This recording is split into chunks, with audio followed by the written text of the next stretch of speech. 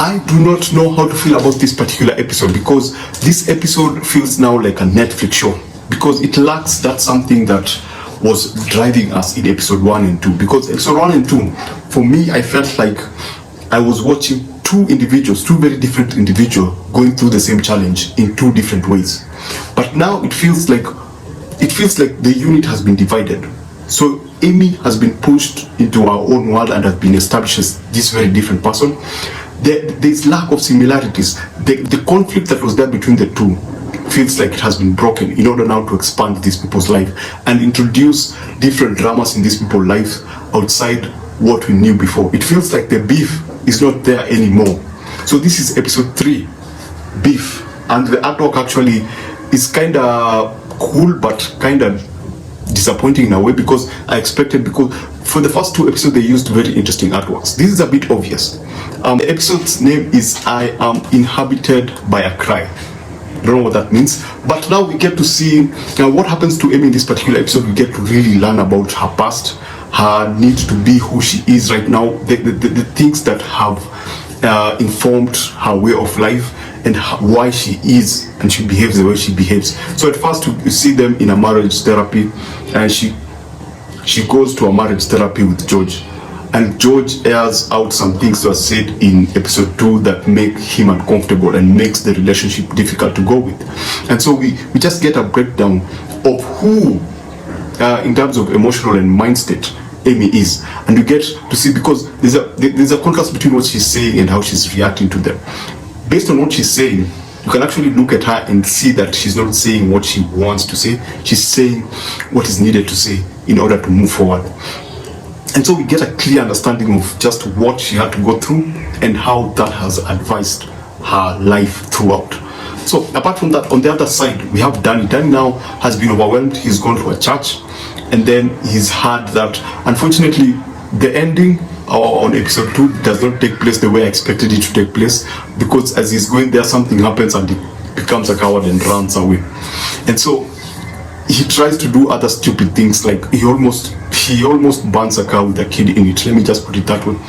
He does like some stupid things. He comes to Paul to confess what he was about to do. He was about to burn a child, and then Paul doesn't listen to him, and then he just goes. He becomes very stressed and sees something about a church. He says to go to the church, and he has this moment. He actually weeps. He lets go of all the pain using music and the gospel in the church. We see him just unload all the pressures that he had, everything that was disturbing him comes out in terms of tears. He just cries and lets out how he feels, and the congregation accepts him, so he becomes like a part of the church, up to the point of preparing 1 or 2 things. And now he feels different, because the Danny that I knew, the Danny that I liked, was that unhinged Danny, that driven, unhinged, and never giving up Danny. Especially in episode 2, there was an element of positivity and drive in Danny, and it feels like in this particular episode that was replaced by desperation, and the fact that he found solace in church, for me was kind of it just kind of took me away, because that's the easiest way to get a person's problems. The previous problems that were established in episode 1 and 2, that's the church in this case would be the easiest way to get rid of all those issues in those particular episodes and introduce a new issue, which in this case is he needed a loan, but because of his credit score he couldn't get a loan. And now, since he's still speaking to Isaac the cousin, the really dodgy cousin, there's a way, low key, you can tell that Danny is thinking about defrauding the church. He even talks to the leader of the church, and there's something that they discuss, and it feels like now Danny is moving into a different kind of Danny that we did not know. He feels like he's growing up, he's moving towards becoming a fraudster, rather than being that hustler that we met in the first place. That guy who was not ready to give up, that guy who was still pushing. Yes, he tried to commit suicide, but there was something about him that was, there was some positivity in him. There was a drive in him that made him an interesting character.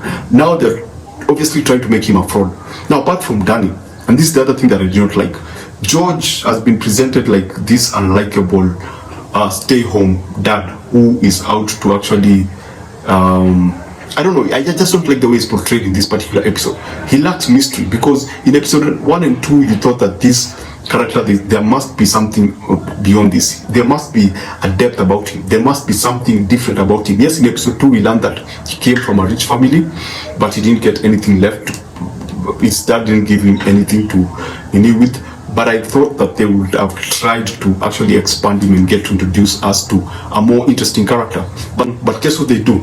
They have a session with Amy at night, where Amy also, for the second time, remember the first time they went to a psychiatrist, but this time it's George and Amy in the bedroom meditating, and Amy breaks down and she tells him about her high school experiences and what she had to go through, what she had to bottle down, her issues.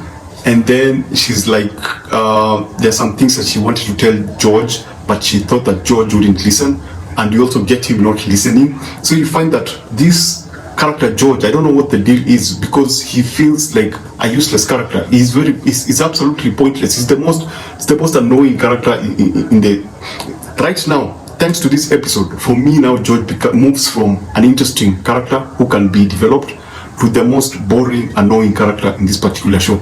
He actually, you see, the suspicion about Mia, the fact that he had liked all Mia's photos, we see him do something else with those photos, and you go like, really, seriously, A24, is this the best that you could do with this particular character? Because in a way, that is what we expected. I thought they would do something creative with that particular character. I thought that they were going to take him somewhere that we did not expect. Why? Because it's A24. But what do they decide to do? They make him into this useless character. He's actually extremely useless. I don't know how she's married to him. I don't understand why she's even having a relationship with this particular guy. Anyway, let's go back to Joe. I did not like that. I did not like how that character was developed up to this point. I like the mystery of him and the stupidity that he had in episode 2. Yes, but it still gave him, there was still a sense of mystery to him. Another character who also disappointed me, and the arc that really just lowered my expectation with this particular show, is Paul. You remember Paul and Amy were talking. So everything, the relationship between Paul and Amy moved from 2 to 11 in a single episode, in a 30-minute episode, 35-minute episode. It moved from like 2, because it felt like they would try to take this slower and take us slow through this. But within this particular episode, Amy goes to meet Jordana to discuss the art thing, because George did not let Jordana buy that particular artwork. Amy's friend convinces her to go and talk to Jordana again, so that she can actually try to get that deal. And so when she goes there, Jordana has to take care of something, and so she gets back in contact with Paul. She sends Paul an image of her feet, and then George asks for them to do a FaceTime. Then she goes like she can't do FaceTime because she has whatever. She can't quite do it at that particular time. So she gives her his number to call. And what does she do? She calls him and they have a conversation. And now I understand why this Paul character has that particular voice, because he sounds kind of cool. As I said in episode 1, he sounds very cool, and he sounds even better having a conversation with Amy on the phone. So they talk. A crow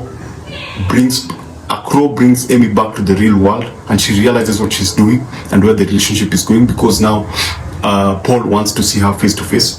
So she stops what she's doing, she deletes Paul's number, and now we understand that after that point the relationship with Paul will kind of be strained, and they will try to do something with that arc, maybe in the next 5 episodes or 3 episodes. They'll try to bring back that Paul-Amy relationship. But what do? Randomly, out of nowhere, Paul shows up in Amy's workplace. That's her shop.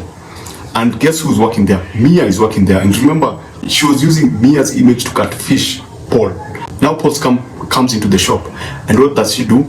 Unfortunately, she tries to stop Mia from actually meeting Paul, because if Paul was to meet Mia, he would assume that she was the person that she was talking to.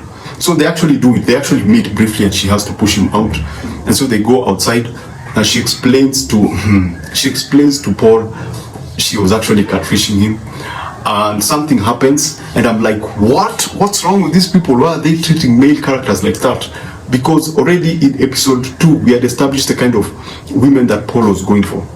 We had seen that in the club. He was hanging out with a particular group of women, and you could tell their ages and the kind of women that they were. So now, to move from him looking at Mia's image and then being catfished and then doing whatever he did in this particular episode, I would call like that's kind of lazy writing, because it does not make sense for him to react that way to something like this. You get?